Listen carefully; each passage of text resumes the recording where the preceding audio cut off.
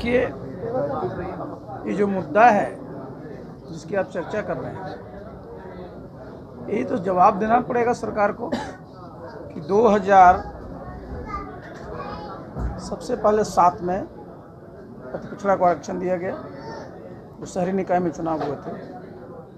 2012 में भी मिला, 2017 में भी मिला, उसमें तो कोई स्टे नहीं है।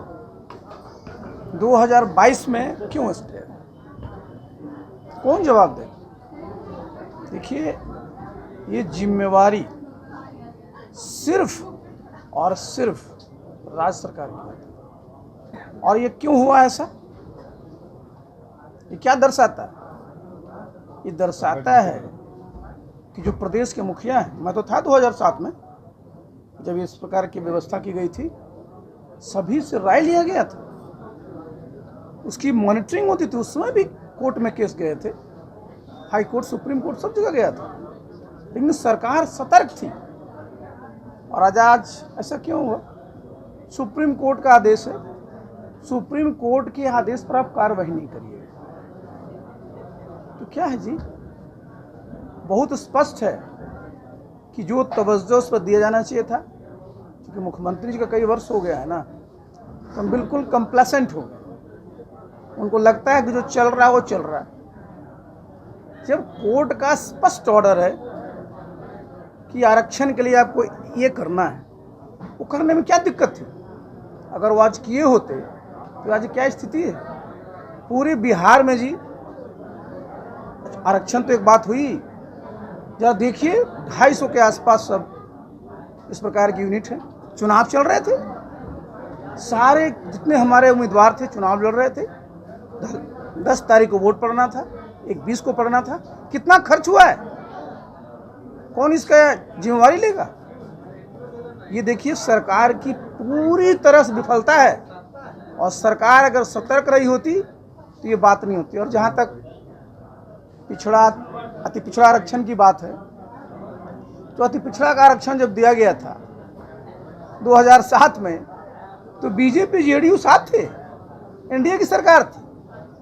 तो क्यों इस बात के लिए आप एक दूसरे पर ये कर रहे हैं? देखिए, गलती हुई है, चूक हुई है, उसको सुधारने की जरूरत है। और सरकार के पास जो ऑप्शन है, तुरंत उस पर कार्रवाई करना चाहिए। ये तो आज देखिए, पूरा का पूरा जो शहरी निकाय क्षेत्र है, आप पटना को ले लीजिए, गया को ले लीजिए, मैं राजगीर को ले लीजिए, बिहार शरीफ को ले लीजिए, वैसे ही इतनी गंदगी का माहौल है, इतना डेंगू फैला हुआ है।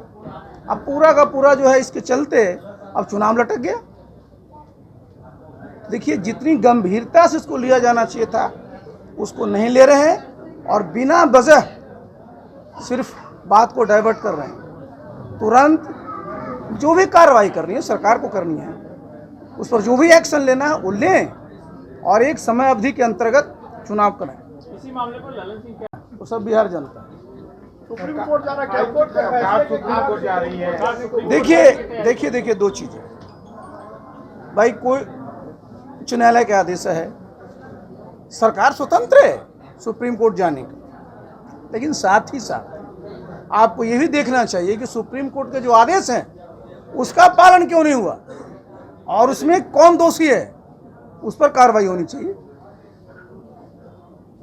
मंत्री सुधाकर सिंह का इस्तीफा, मैं तो रहा हूं, लेकिन क्या बढ़िया सिस्टम। माननीय मुख्यमंत्री जी जब भी मुख्यमंत्री बने, पहली बार बने तो किनका इस्तीफा याद है ना? याद है कि नहीं? मांझी जी का, उसी शाम इस्तीफा। उसके बाद आरएन सिंह साहब का इस्तीफा, उसके बाद मेवालाल चौधरी का इस्तीफा। इस बार तो एक नहीं दो इस्तीफा। श्रीमान जी पहले क्या करते? नाम तो आपके पास आता है, देखते क्यों नहीं है? लेकिन है क्या कि वो रहते हैं कि भाई हमारी इमेज ठीक है। अपने इमेज क्या है आज सब आप देख रहे हैं।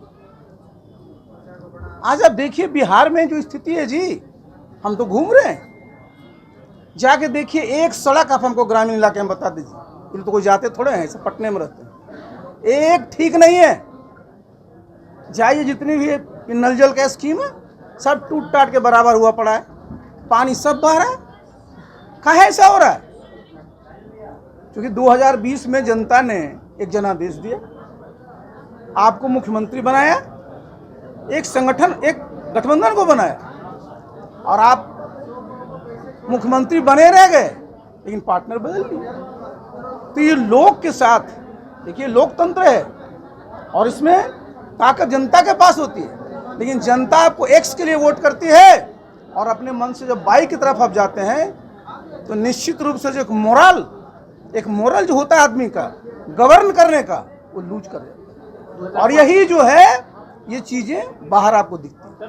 लॉ एंड ऑर्डर की बात करते हैं, नहीं आसानी से लॉ एंड ऑर्डर की बात करते हैं लोग। पटना का ही हाल मैंने पिछले बार कहा था, भाई कोतवाली थाने में चढ़ करके अगर डीएसपी को धमकाएगा, आप लॉ एंड ऑर्डर की बात करें। पटना जिले में बालू को लेकर के क्या हुआ, पूरा का पूरा बिहार में ये शराब और बालू के चलते क्या हो रहा है पता है ना आपको? ये पूरी की पूरी पैरेलल इकोनॉमी बन गई है। ये पैसा सब कहाँ जा रहा है? कोई समाज सेवा लोग कर रहे हैं। ये सारे के सारे पैसे का जो है कहाँ दुरुपयोग हो रहा है? आप जरा देखिए ना क्या हुआ। AK-47 चल रहा है जी, और कानून का राज बोल रहे हैं। हिम्मत थी 2005, 2006, 2007, 2010 तक किसी को कि AK-47 चला ले बिहार में, पुलिस चला सकती थी। 2017 तक तो भी AK-47 से चल रहा था जी नहीं, उस समय तो भी आप सरकार में रहे। सरकार में मैं नहीं था जी, मैं कहाँ सरकार में था? 2017 में मैं MP था जी। अरे मैं MP था जी, मैं कहाँ सरकार में था? मैं 2010 तक सरकार में था। जेपी की जयंती है और उस पर सुनिए जरा सा, बड़ी अच्छी बात आप छेड़े। स्वर्गीय जयप्रकाश नारायण जी को जेल में कौन लोग बंद किए थे? इस देश में इमरजेंसी किसने लगाई थी? जो लोग बोल रहे हैं वो किस मूवमेंट की उपज हैं और मूवमेंट किस पर केंद्रित था? आज उपनीत गोदी में बैठे हुए हैं और कह रहे हैं उनके अनुयायी हैं। नागालैंड जाने से काम नहीं चलेगा जी। नागालैंड में जेपी कई वर्षों तक रहे थे, भ्रमण किए थे, जनता के साथ रहे थे। वो कभी सत्ता में नहीं रहे थे, वो मुख्यमंत्री और प्रधानमंत्री नहीं थे। तो आपको नागालैंड जाके काम करने का मन है ना, तो मुख्यमंत्री का पद छोड़िए, जाइए नागालैंड में। 3 साल रहे थे, अभी 13 साल रहिए वहाँ, लोगों की सेवा करिए। देखिए जेपी की पहचान क्या थी? वो ताकत किसको देते थे? लोग को, लोकशाही। आज क्या हाल है लोकशाही का? मैंने बता तो दिया क्या हाल बना रखा है जी लोग का। जो जनता है उसका जनादेश का तो आदर ही नहीं करते, और आप जेपी का अपने को उत्तरदायी मान रहे हैं। ये सब कुछ नहीं है। देखिए जेपी का पूरा संपूर्ण क्रांति का सिर्फ संपूर्ण क्रांति ट्रेन चला देने से हो जाता है। जिस सोच से, जिस विचार से जेपी ने पूरा का पूरा मूवमेंट चलाया, जिसके सब लोग आजकल ये उपज है, उस पर काम क्या हो रहा है? आज आप देखिए बिहार में हमारे जितने साथी हैं, युवा साथी, अकेला बिहार ही एक प्रदेश है जहां की सरकार का पूरा फोकस रहता है कि सरकारी निवेश हो, सिर्फ सरकारी। यहाँ कितना निजी निवेश आता है, इसलिए कहाँ से लोगों को रोजगार मिलेगा? और प्रदेशों में चले जाइए, यहाँ क्या होता है? सरकारी निवेश में क्या बड़े बड़े बिल्डिंग बनेंगे।